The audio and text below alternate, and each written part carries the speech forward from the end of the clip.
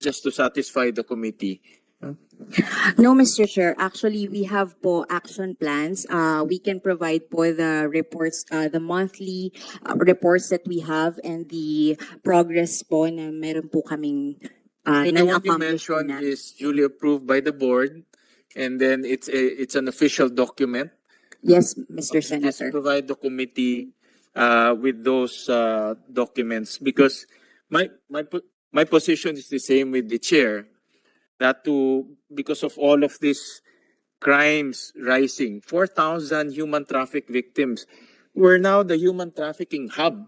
No, hindi lang Pogo hub, human trafficking hub of the world. So it's just common sense that Pogo is not bringing any benefit to our country. It's bringing shame.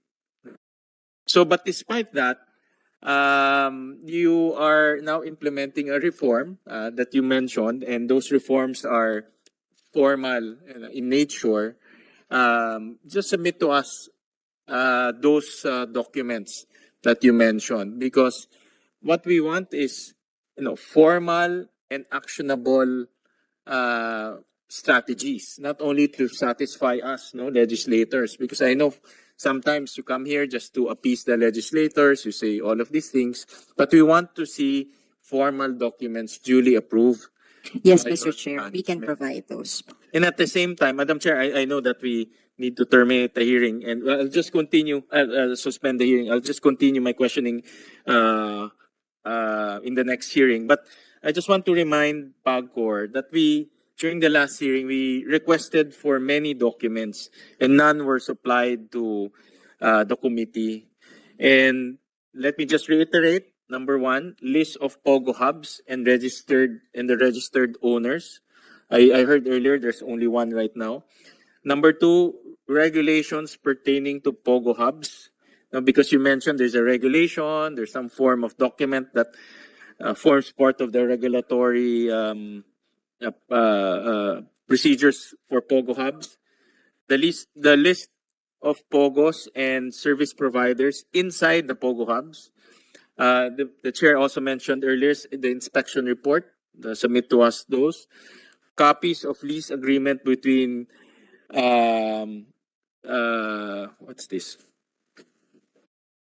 Yung agreement. The copies of lease agreement of these two raided Pogo hubs, the Sinchuang and the Sun Valley.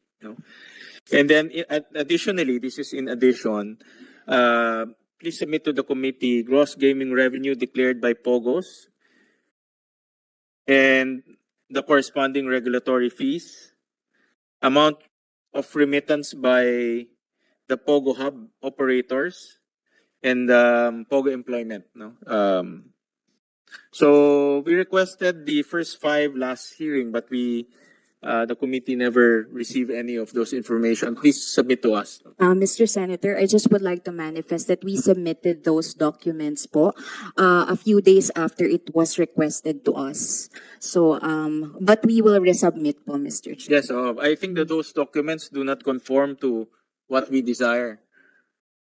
So, So they Comsec, were- please make sure that the proper documents are submitted to Sen. Sherwin and to the There were documents submitted, but none of those is within what I have mentioned during the last hearing.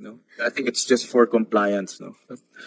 But nevertheless, Madam Chair, I'll reserve my questions for the next hearing. But thank you very much.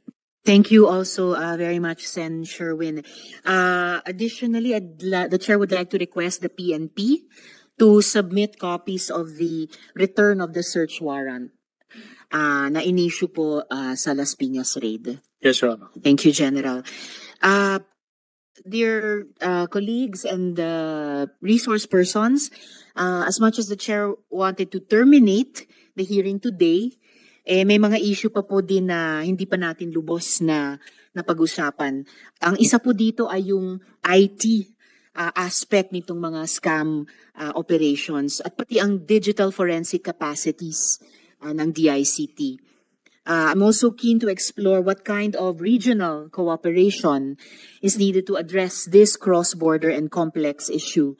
And because baka kami po sa legislatura ay pwede po kaming magsumite ng mga panukala in that direction sa executive naman.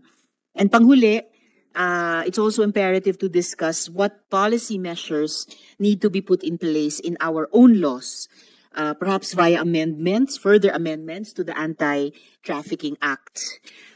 When the Committee on Women was crafting the expanded Anti-Trafficking Act, wala pa po sa kamalayan natin, no, itong scam hubs na ito.